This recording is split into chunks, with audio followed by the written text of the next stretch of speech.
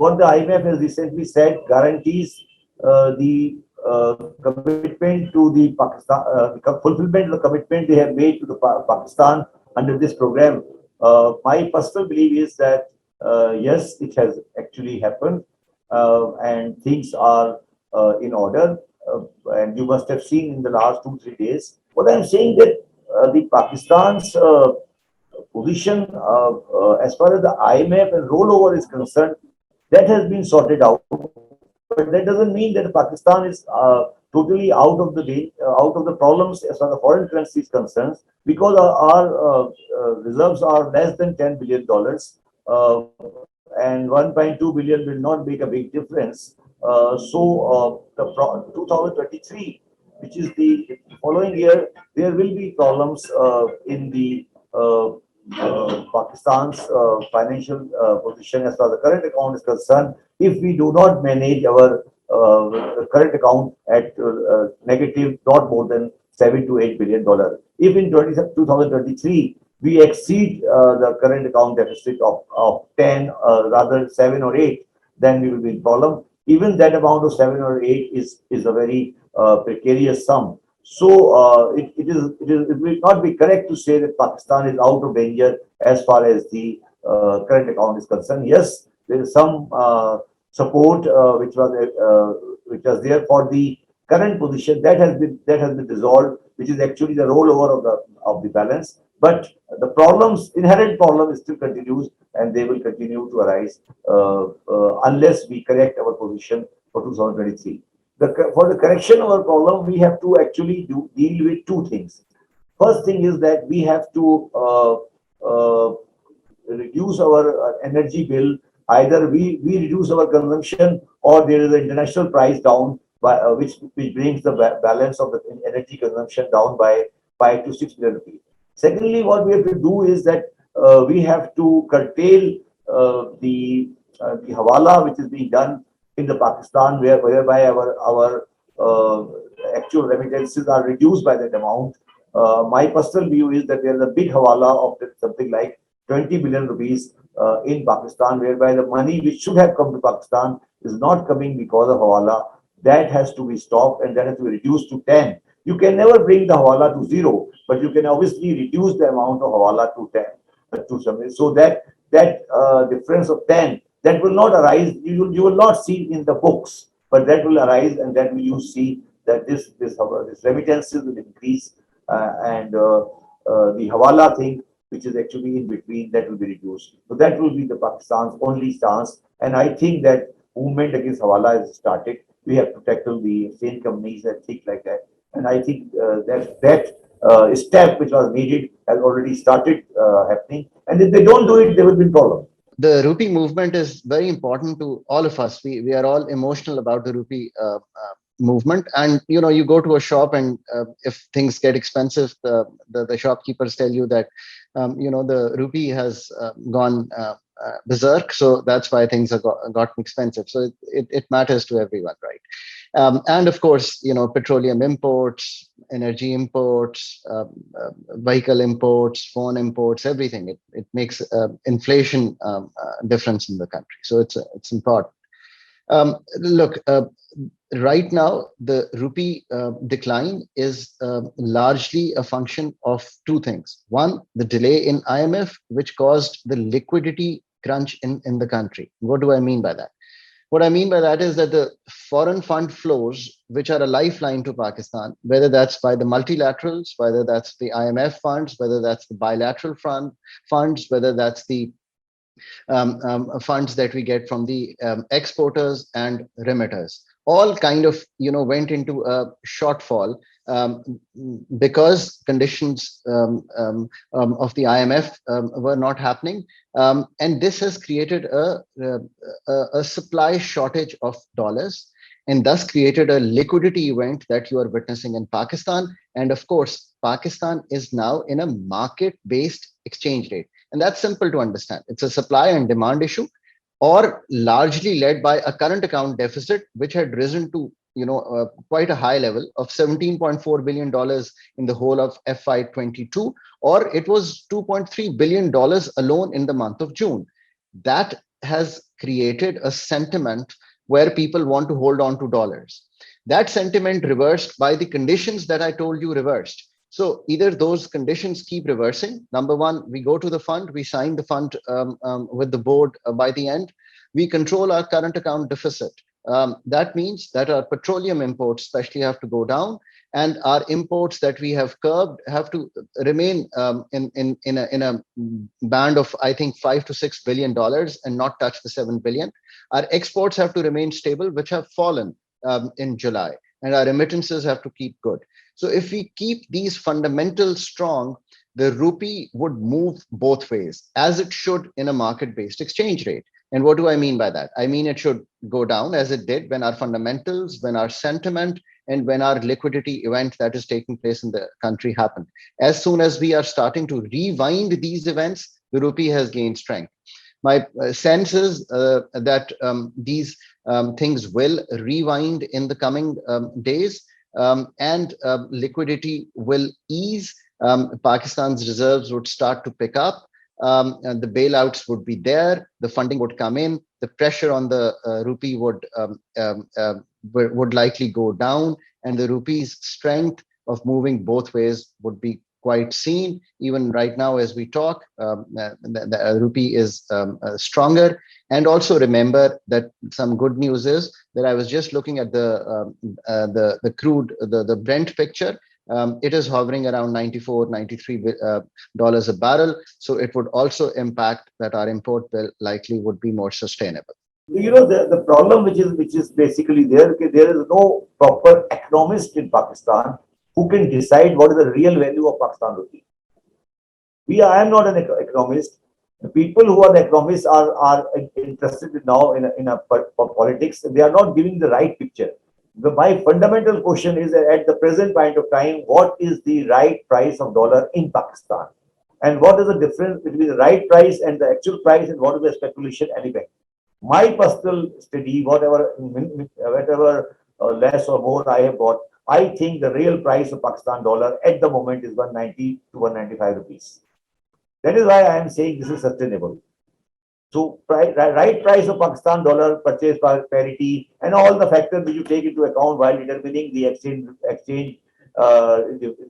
values of a currency, that need to be worked out. And that is not a question of speculation. It is not a question of speculation. It's a question of economics and econometrics. The unfortunate part is that we are not doing this. So the real value of the Pakistan dollar is not more than 195. So the question is that whatever increase was there was speculation. Now the speculation has come down. So I am sure that it will be sustained at 190, provided, again I am saying, provided you are ready to manage 23 in a proper manner. The 23 has to be in a proper manner. Otherwise, this will again go down, and there has to be very serious concern. When the Chief of Army Staff intervenes on the currency matter, actually, that means the people who are concerned with Pakistan have taken note of Pakistan, and that is why when you see, when the real people in Pakistan started taking interest, things improve. So what actually this means that people were not serious. The people were not serious. Now, whenever the serious thoughts will be given, we will come back to 190, 195. So that's an excellent question, in the sense that it's not only the rupee parity rate which matters, but it's also the exchange rate stability that matters. And here I think there is a key role of the State Bank of Pakistan, right? The disorderly movement of the rupee should be handled by the State Bank, both through interventions in the market. And I don't mean to hold the rupee or directionally determine the rupee movement.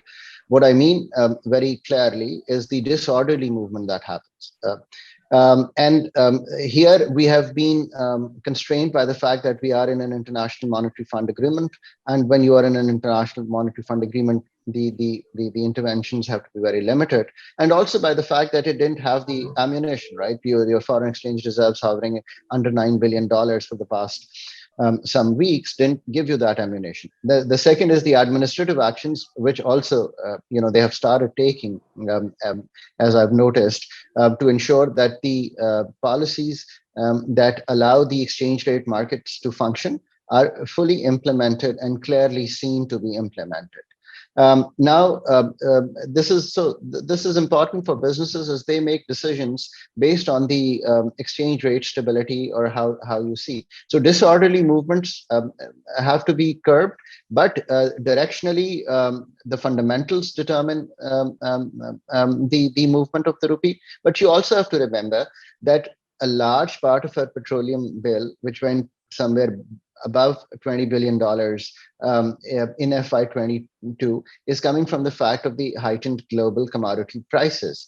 And in that, what I've always said is that right now is your energy policy is conservation across the world. And I say this to other countries also, that you cannot run an energy policy based on expansion. You have to run an energy policy based on conservation. And, I'd give you an example, right? And this would lead to how people are impacted. Look at Spain. What did it do? Spain's just passed a decree, and that says that you cannot run your air conditioners beyond a certain limit. You cannot run your heating below 19 degrees. Other restrictions Bangladesh has put on, how much you can drive on a holiday, the petrol pump closures, the closures of the commercial centers, both in Spain and Bangladesh. So I'm giving you a sense of how severe the crisis is globally. In Pakistan, if we want to do this, again, to reduce the bill, the conservation has to be the linchpin of an energy strategy in the country. But secondly, what we must do is that the food inflation, which impacts the vulnerable, the middle income, and the lower income earners. All three categories that we worry for, which is running quite high. The sensitive price index is running somewhere at 38%. So to curb food inflation, again, government must do both. A bit of administrative action to ensure there's no hoarding. I don't like administrative actions personally, but in the short run, I think the country has no choice. But secondly, I mean, we've become a big food importer. So currently the supplies have to be managed through the ensuring that there is enough supply in the country of wheat, which we are short, and other 5 staple crops. But in the short run, what the other thing we can do is to ensure that our agriculture produce in the next 1 year are more thought through rather than just leaving them as is. What do I mean by that? You've created so many agriculture universities, research councils. Use them, tell them to go to the farmers and help them in the short run, whatever they can. So ensuring that with the supply side and a bit better on the dollar rupee parity as the fundamentals of the short run and the liquidity crunch are removed, as well as a global commodity price stabilization will lead to the inflation, especially on the food side, which one would worry about becoming better. The question is, again, we are saying that we feel that all businesses are 100% dependent on dollar. This is a very wrong concept. There are a lot of businesses in Pakistan which are actually Pakistan economy based. Import-based businesses are only a few percentage. So since we have become a very import-oriented industry, so we consider everything in terms of dollar.